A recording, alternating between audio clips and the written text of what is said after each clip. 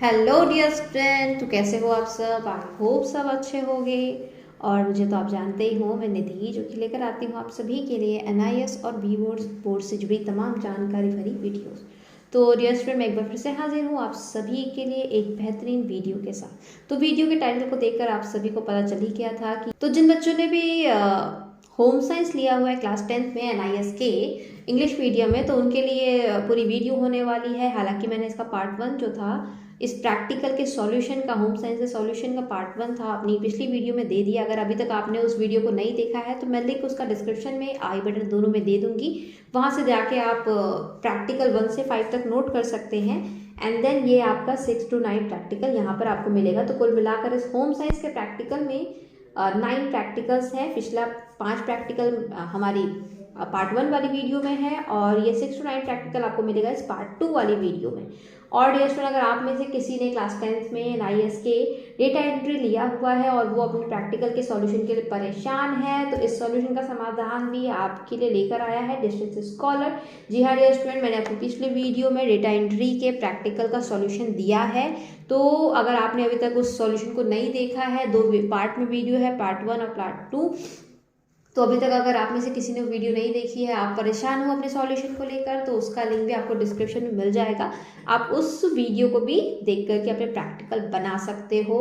और ज़रूरी बात डियर स्टूडेंट, अगर आप में से किसी बच्चे को चाहिए इस प्रैक्टिकल का पीडीएफ, तो डियर स्टूडेंट आपको करना सिर्फ इतना है कि इस दिए गए व्हाट्सएप नंबर पे हमें मैसेज कर भेजना है, टेक्स्ट कर भेजना है, और आपको मिलेगा वहाँ से अपने इस पीडीएफ, या फिर किसी भी सब्जेक्ट का, चाहे आप 10th में हो चाहे 9th के 12th में हो, और आपको किसी सब्जेक्ट का प्रैक्टिकल चाहिए, टीएम में चाहिए, नोट्स चाहिए, असाइनमेंट चाहिए, कुछ भी चाहिए, तो आपको सिर्फ ये नंबर याद रखना है और वहाँ पे मैसेज करते ही आपको मिलेगा कि कैसे परचेस करना है। बिल्कुल नॉमिनल सा प्राइस रखा है हमने, हर बच्चा उसको अफोर्ड कर सकता है और इजीली उसको परचेस कर सकता है।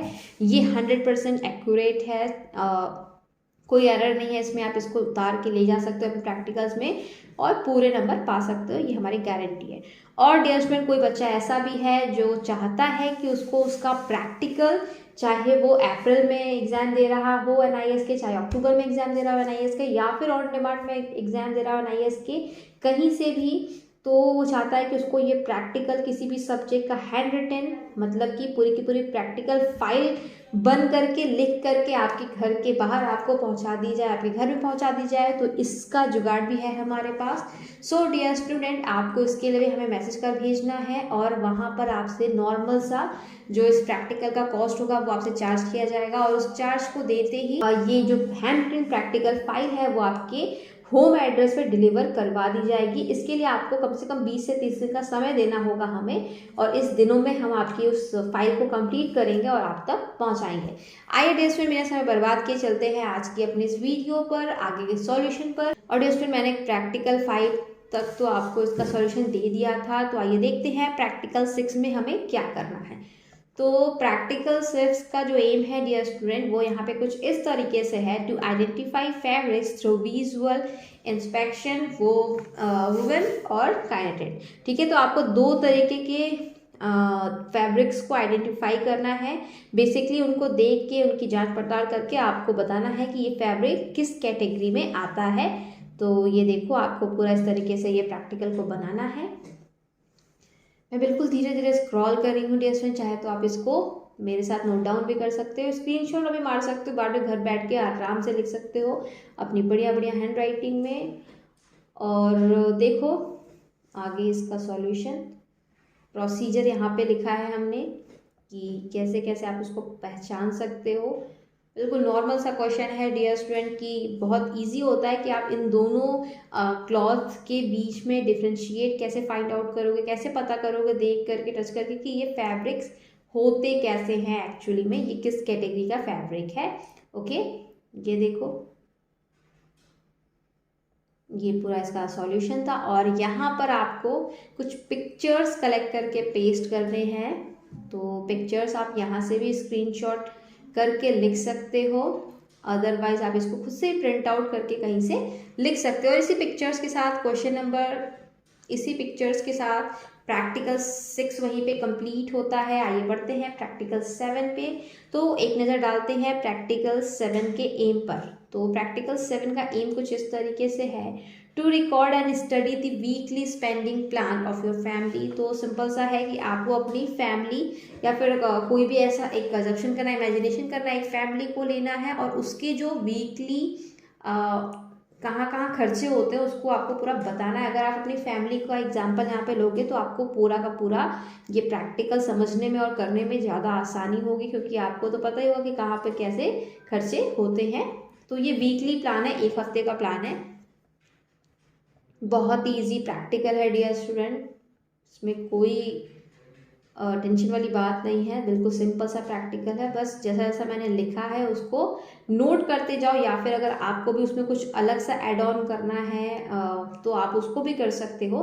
अदरवाइज अगर आपको सिर्फ लिखना है तो ये देख के लिखो, बिल्कुल एक्यूरेट है, सही है, बिल्कुल गलत नहीं है, 1% गलत नहीं है। बस आपको यहाँ से लिख कर जैसे जैसे छाप देना है और आपको पूरे के पूरे मार्क्स मिलने वाले हैं। तो ये है एक्सपेंडिचर वीकली रिकॉर्ड, ये संडे से सैटरडे का पूरा रिकॉर्ड है।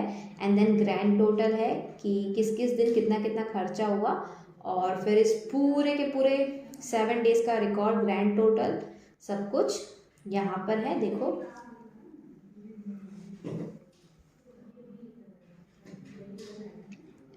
और डियर इसी के साथ ये कंक्लूजन के साथ यहाँ पर ये प्रैक्टिकल भी ख़त्म होता है। कंक्लूजन में आप अपना भी कुछ ऐड ऑन कर सकते हो, वहाँ पर आप संडे टू सैटरडे अपनी फैमिली का जो वीकली बजट है उसको डिस्कस कर सकते हो, वो लिख सकते हो, कोई दिक्कत नहीं है, या फिर आप इसको एज इट इज उतार सकते हो। आइए बढ़ते हैं बिना समय बर्बाद किए क्वेश्चन नंबर 8 पर। और डियर स्टूडेंट, अगर आप में से कोई स्टूडेंट नया है, मेरे चैनल पहली बार आ रहा है, वीडियोस को देख रहा है और ऐसे ही जा रहा है, तो बिल्कुल नहीं डियर स्टूडेंट, आपको इस बार चैनल को सब्सक्राइब जरूर करना है, बेल आइकन को प्रेस करके रखना है, क्योंकि ऐसी बहुत इंटरेस्टिंग वीडियोस मैं आपके लिए लेकर आती रहूँगी।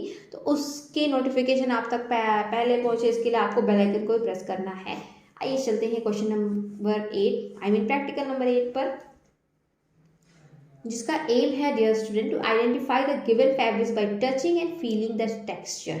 अब आपको डिफरेंट काइंड्स ऑफ फैब्रिक्स, वहाँ पे 2 काइंड ऑफ फैब्रिक को आपको पहचानना था, डिफ्रेंशिएट करना था। यहाँ पे अलग अलग फैब्रिक है, उनको आपको टच करके और फील करके उनके टेक्सचर के अकॉर्डिंग उनका क्राइटेरिया डिसाइड करना है। तो हम डेली लाइफ में ये सारे फैब्रिक्स यूज़ करते होंगे, पहनते होंगे, देखते होंगे, टच करते होंगे, तो इनका ही है यहाँ पे कौन कौन से फैब्रिक होते हैं मैंने लिखा है यहाँ पे, कॉटन वगैरह, सिल्क वगैरह आप देख के लिख सकते हो। एंड देन जो मेन है कि आप इसको पहचानोगे कैसे, तो ये कुछ ऐसा दिखता है, इसकी पिक्चर्स हमने यहाँ पे लगाई हुई है। ये पिक्चर्स आप खुद से भी दूसरी पिक्चर भी कलर करके लगा सकते हो, कॉटन फैब्रिक्स वगैरह वगैरह के आपको हर जगह मिल जाएगी, ये बहुत ईजी होता है। अदरवाइज आप अलग अलग इसका स्क्रीनशॉट यहीं से मार के बना सकते हो। देखो, सिल्क, कॉटन, वुलन, सारा कुछ है यहाँ पे।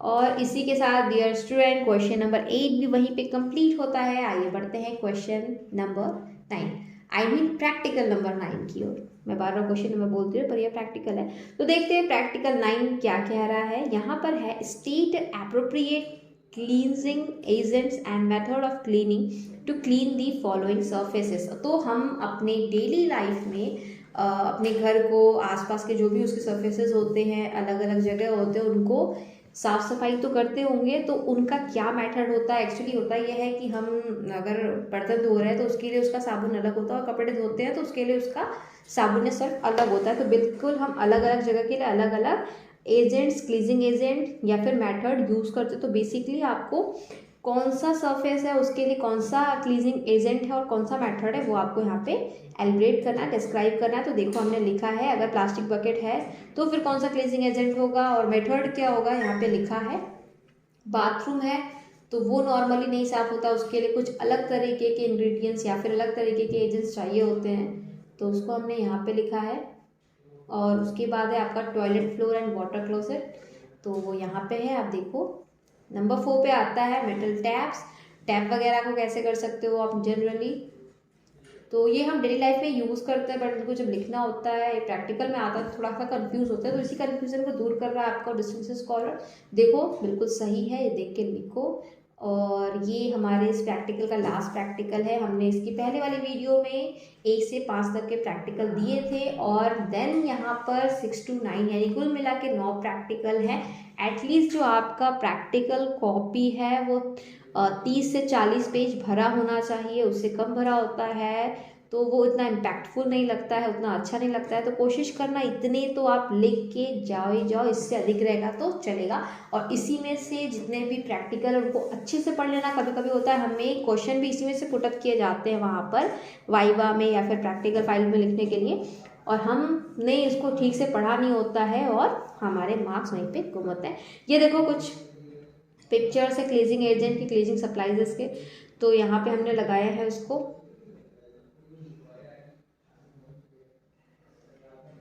स्क्रीनशॉट ले सकते हो, आप अपने से भी लगा सकते हो। और डियर स्टूडेंट, इसी प्रैक्टिकल नंबर 9 के साथ हमारा होम साइंस का क्लास 10th वालों का पूरा प्रैक्टिकल यहीं पे कंप्लीट होता है। तो आई होप कि मेरी वीडियोस आपको हेल्प कर रही हो, वीडियोस अच्छी लग रही हो और आपको ये अपने एग्ज़ाम में बहुत ज़्यादा हेल्प कर रही हो। और डियर स्टूडेंट, बिजनेस स्कॉलर आपके लाता रहेगा ऐसे ही अच्छी अच्छी वीडियोस। उसके लिए आपको करना इतना है कि चैनल को सब्सक्राइब करके रखना है। वीडियो अच्छी लगती हो तो लाइक करते जाना, वीडियो को अगर किसी और को पसंद हो तो शेयर कर देना उन लोगों से। जल्दी मिलते हैं आपसे अपनी अगली वीडियो में, तब तक अपना ध्यान रखिएगा, लोगों की मदद करते रहिएगा। Thank you and thanks for watching.